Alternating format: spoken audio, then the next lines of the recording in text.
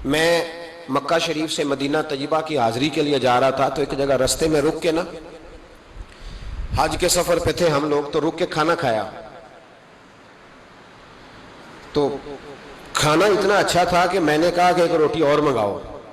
کھانا کھا چکے، بل دینے کے لیے جب کاؤنٹر پہ ایک شخص پہنچا ہم میں سے، اس نے اس کو کہا کہ پیسے رکھ لو۔ کہنے لگا پیسے ہو گئے تمہارے۔ میں نے کہا کہ پیسے ہو گئے؟ کیا مطلب پیسے ہو گئے؟ ہم تو یہ 4-5 لوگ ہیں ایک گاڑی کے مسافر، تو یہی بیٹھے ہیں، تو پیسے کون دے گیا؟ تو کہنے لگے صبح ایک شخص آتا ہے اور وہ پیسے دے جاتا ہے، کہتا ہے نہ صدقہ ہے نہ خیرات ہے، یہ ایک تحفہ ہے، بس جو میرے نبی کے شہر جاتا رستے میں مسافر ٹھہرے اسے میری طرف سے کھانا کھلا دینا۔ میرا دل چاہا کہ میں اس کے لیے دعا کروں کہ اس کا جذبہ، محبوب سے محبت، غلامی۔ میں نے کہا نام بتا دے۔ تو کہنے لگے، وہ شخص کہنے لگا، پاکستانی تھا، کہنے لگا اللہ کی قسم ہمیں بھی نام کا نہیں پتا۔ اس نے کبھی بتایا ہی نہیں، وہ بتاتا ہی نہیں، کہتا ہے بس جو تمہیں مسافر ملے نا، محبوب کے شہر جاتا اور جہاں رک جائے اسے کھانا کھلانا، میں اپنے محبوب کے مہمانوں کی میزبانی کرنا چاہتا ہوں۔ او خدا کے بندو، نیکی تو اس کا نام ہے۔ حضرت عبداللہ بن مبارک رحمۃ اللہ علیہ کوفے جایا کرتے تھے، رستے میں ایک سرائے تھا، آج کل ہوٹل ہوتے، اس موقع پہ سرائے تھے، مسجدوں کے ساتھ مہمان خانے بنے ہوتے۔ وہاں ایک نوجوان بڑا غریب تھا، اس کا شوق تھا لوگوں کی خدمت کرنا۔ آپ جاتے تو وہ نوجوان رستے میں ملتا، آپ کی خدمت کرتا، پانی لا کے دیتا، پانی بھر کے رکھتا، وضو کراتا، خدمت کرتا۔ اکثر آپ علماء سے ملنے جاتے، علماء کوفہ سے یا کسی اور سفر پہ، تو اس رستے گزرتے، نوجوان بڑا اچھا لگتا۔ ایک دن آپ تشریف لائے، نوجوان وہاں نہیں تھا۔ آپ نے لوگوں سے پوچھا وہ کہاں ہے؟ کہنے لگے حضور غریب تھا، قرضہ بڑا چڑھ گیا، تو کسی نے مقدمہ کر دیا ہے، کوتوالے شہر گرفتار کر کے لے گیا ہے اور وہ بڑا ہی پریشان ہے، جس کے پیسے دینے ہیں وہ بڑا سخت ہے، اس نے اسے بڑا تکلیف میں رکھا ہے اور وہ عذاب میں۔ وہ نوجوان کہتے ہیں کہ میں سخت کرب میں تھا، رشتہ دار، دوست، احباب، تال سب کو میں نے پیغام دیے، لیکن کوئی میری مدد کو نہ پہنچا۔ ساری عمر ہی آٹا گد ہے، میں لکھاں کیتے نہیں پیڑے، اب وقت آیا ہی تے محمد بخشا، کوئی نہیں ہو بیٹھا نیڑے۔ فرماتے میں شدید تکلیف میں تھا، کوئی میرا پرسان حال نہ تھا۔ حضرت عبداللہ بن مبارک کو جب پتا چلا تو چپکے سے گئے، کوت والے شہر کو کونے میں بلایا، فرمایا اگر میں اس کا قرضہ دے دوں تو آزاد کر دو گے؟ اور تم بھی جانتے ہو اور سارا کوفہ جانتا ہے کہ جان بوجھ کے نہیں دبائے، مجبور ہو گیا ہے، غریب ہے، مہلت مانگ رہا ہے، میں دے دوں تو آزاد کا حضور آپ دے دیں، کر دیں گے آزاد۔ کہتے پیسے دیے اور دے کے کہنے لگے ایک وعدہ کر، میری زندگی میں کسی کو بتائے گا تو نہیں کہ میں نے دیے؟ کوتوال کہنے لگا حضور زمانہ حیا کرتا ہے تو میں بھی کروں گا نہیں۔ اب اس میں اختلافی چیزیں بھی اس واقعے میں بزرگوں نے لکھی ہیں۔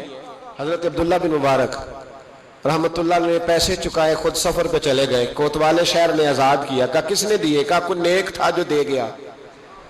وہ شخص بڑا خوش ہوا، دعائیں دینے لگا، کہتا میں ڈھونڈنے لگا میرا محسن مجھے مل جائے، وہ ملے نہ کبھی مجھے، اس کے ہاتھ چوموں، اس کے پیر چوموں، میں اس کی نوکری کروں، میں تو غلام بے دام بن گیا، کوئی آیا چھڑا کے چلا گیا۔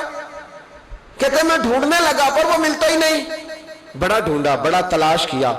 فرماتے ڈھونڈتے ڈھونڈتے، تلاش کرتے کرتے عمر بیت گئی۔ جناب عبداللہ بن مبارک کئی دفعہ وہاں آئے تو وہ نوجوان کہتا میں نے بابے کو بڑی نصیحتیں کی، بڑی نصیحتیں کی۔ میں نے کہا حضور آپ بھی نیک ہیں، فلاں مفتی صاحب بھی بڑے نیک ہیں، پر نیک تو وہ تھا نا جو میرے پیسے دے گیا، میں انہی کو نصیحتیں کرتا رہتا، سمجھاتا رہتا۔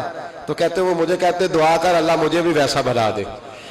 عمر بیت گئی، زمانے گزر گئے، میں ڈھونڈتا رہا، میں اپنی نمازوں میں اسے دعائیں دیتا رہا، میں اپنے افطار میں اسے دعائیں دیتا رہا، میں حج و عمرے میں دعائیں دیتا رہا۔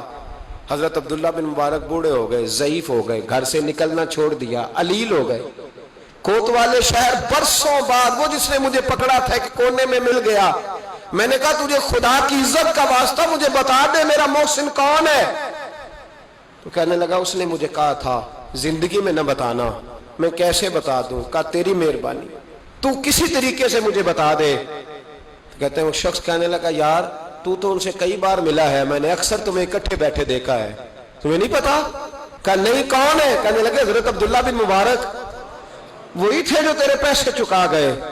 وہ شخص کہتا ہے میرے پیروں تلے زمین بھی نکل گئی اور جو لگا کہ آسمان بھی ہٹ گیا. میں دوڑا, میں اسے ڈھونڈوں, کوئی بیٹھا ہوا مجھے دور دعا دیتا. میں ڈوبتا ہوں سمندر اچھال دیتا. ماتے ڈھونڈتا, سر پٹ دوڑتا.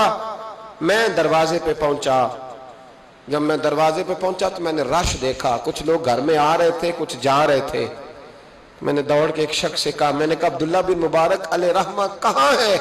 کہنے لگا پردیسی کہاں سے آئے ہو؟